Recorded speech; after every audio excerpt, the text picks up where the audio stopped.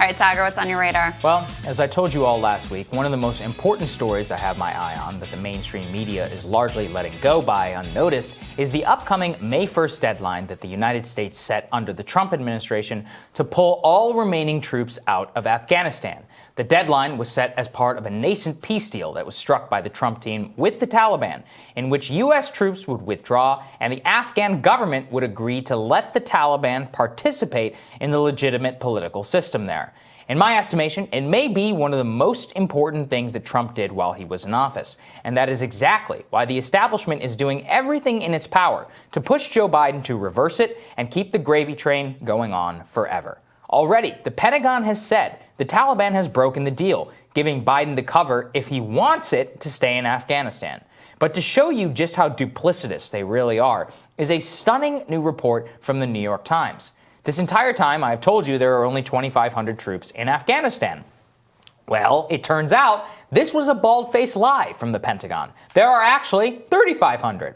How does that happen? How do we, as a democracy, get lied to by our military? Listen carefully, because this does not portend well for Biden. At the end of his administration, Trump was adamant that he wanted to lower the number of troops in Afghanistan. Since he was legally commander-in-chief, the Pentagon technically had to comply. But as you know, at the time, the Pentagon did everything in their power to resist. So much so that it appears that the Department of Defense and other national security agencies relied on an age-old tactic. They simply classified many of the troops as present in Afghanistan under special operations protocols, which don't require them to disclose the number. Whether Trump even knew the true number is unclear, but it enables everyone to say, see, reduce the number to X, when the real number is Y. This is dystopian. It's lying by another name. And it reveals that even when you think you've won a small victory by reducing troops, the real number may be higher. You have no idea. It is literally a repeat of the lies of the Vietnam War, and this expose is an all too familiar scandal. But it really is scarier when you consider that it's not exactly headline news on major cable news organizations in America. This is literally a massive lie about America's longest war, and an expose like this lands with a dud. Worse, the media, when it does decide to pay attention, just can't stop manufacturing consent. As I said here before, I track this space very closely because I used to cover the Pentagon. I know their tricks, and I know how they launder their concerns in the press and shape the information environment to box in democratically elected leaders so that we never leave Afghanistan. And like clockwork, after the examples I showed you last week, this one popped up from the LA Times. Quote, leaving Afghanistan under Trump's deal could spur chaos, U.S. commanders say. Oh, really? U.S. commanders say. Well, I guess I'm not a patriot if I have some questions. So let's investigate their claims. The top U.S. commander in the Middle East has this to say, quote, if we withdraw and no deal was made with the Taliban, I think the government of Afghanistan is going to be in for a very stiff fight to retain possession. Let me translate that for you. Basically, the problem we have is that even though we have a deal with the Taliban, the Afghan government, our supposed allies, never agreed to it. Now, why wouldn't the Afghans agree to that deal? It's simple. They don't want us to leave. They want us to pay their bills. We protect them, our gravy train of billions subsidizes all their bank accounts in Dubai, and it lets them rule on an empty throne where they don't actually have to do anything and they still get paid. What General McKenzie is really saying there is admitting defeat if you really think about it. The mission of the United States in Afghanistan since 2002 has been training, advising, and equipping the Afghan National Security Forces so that they can fight the Taliban of their own accord. To date, we have spent approximately $100 billion funding the Afghan National Security Forces. So I got news for you.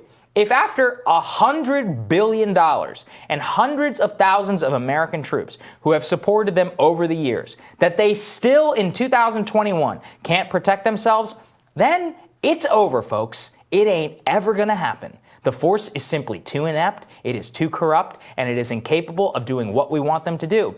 It is hard and sad to admit, especially to the many who lost lives and limbs trying to help them, but leadership requires admitting the truth. There isn't a goddamn thing America can do that can get these people to win their own war, and staying there forever to effectively prop them up when our people want us to come home is not an acceptable solution. But make no mistake, that's what these generals are pushing for. It's not an accident to see these quotes in the LA Times. That story will be sent by the Pentagon to every congressman on Capitol Hill as evidence for why we can't leave. The defense industry lobby will get involved, as will the Afghan lobby here in D.C. The neocon media puppets, who are called for quotes as so-called experts, will crawl out of the woodwork, and they will tell the press why we just can't leave. Just yet. How first we've got to do this or that. Don't fall for it. This is it. This is Joe Biden's last and only chance. It might sound dramatic, but I have watched this happen now to 2 presidents in a row. The Pentagon rolled Obama in his early days. They convinced him to do a surge even though he didn't want to, and it dramatically failed. He never really was able to recover. Same thing happened with Trump. He came with an ironclad promise to get out. They convinced him all they needed was a temporary increase for a year and that we could get out soon. He never succeeded either. If Biden folds to the brass on this decision, it's done. For at least 4 more years, we will be in Afghanistan.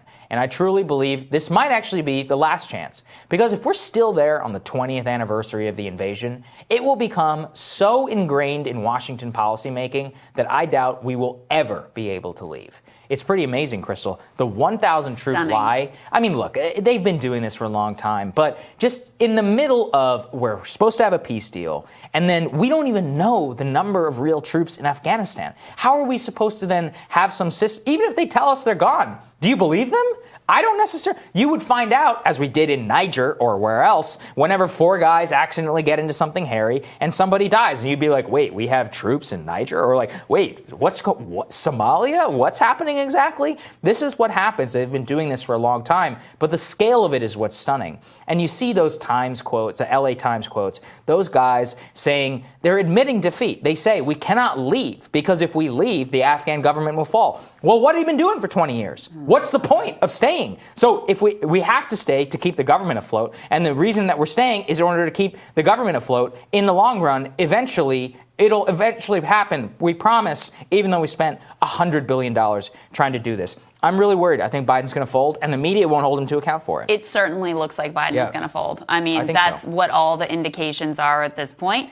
As we always say here, please prove us wrong, right? Feel free. I would love to. He's got good instincts in the past. To prove us wrong. Look, well, he's a mixed bag in the past. Well, I'm saying on Afghanistan. On Afghanistan, yeah. I mean, it's weird because actually, as we've talked about here before, his instincts with regards to foreign policy are kind of similar to Trump in that they're all very relationship built. And I think he probably listens too much, just like Trump did, to the generals. They come in the room, they present from the Pentagon, here are the options. They just straight up lie, as they did in this case. I'll never forget how little coverage, how little attention it got when the Afghanistan papers came out saying, these people have been lying to the American public, not just about this 1,000 extra troops that we didn't even know about, maybe it's even more, but for years and years and years to try to create an illusion of progress when there was zero progress. When the truth is that years ago, we should have admitted, you know what? We can't accomplish what the objective was here. We need to cut our losses and get out. And us staying isn't helping anyone. It's ultimately not helping them. It's not helping us. It's not what the American people want or signed up for. Election after election after election, voters send the message of we want to be out of these forever wars, and it never happens. And a big part of that is because it's big business. Yes. I mean, these are huge contracts. Lots of people making a lot of money off of this unending conflict. And so that's why you see this always the excuse making of why we can't do it now and we just need a little more time, another year, another 2 years, another decade. Next thing you know, like you said, it's a 20-year anniversary and we're still there. We're coming up on the 20 years. And this is, look, I really believe I think he's going to fold at this point. It just doesn't look... The ability to say, screw it, is very hard. And especially the Afghans are doing everything they possibly can to make sure that we don't leave. They've played us like a fiddle for 20 years, and they've sucked us dry. And really, like, if we see them succeed on this one, I just don't know how we can ever get out. And it really does make you despair whenever you see these generals just outright lying. They get caught, then they go in the press. completely unskeptically who report their BS claims or don't give you the context I just gave you of we spent $100 billion, we've been there for 20 years, so when can you actually accomplish this? The generals will never put themselves in a position where they have to ever answer that question. Right. And it just gets to the point where everybody gets a free pass as long as only like 10 or 20 guys a year die, step on an IED on a patrol, everybody looks the other way. Their lives matter. And so do many of the Afghan people who are suffering too. And nobody really just seems to give a damn. No, that's exactly it. That's exactly it. And meanwhile, people are making a lot of money off of this whole situation. That's right. All right, I'm looking forward to your radar next, Crystal.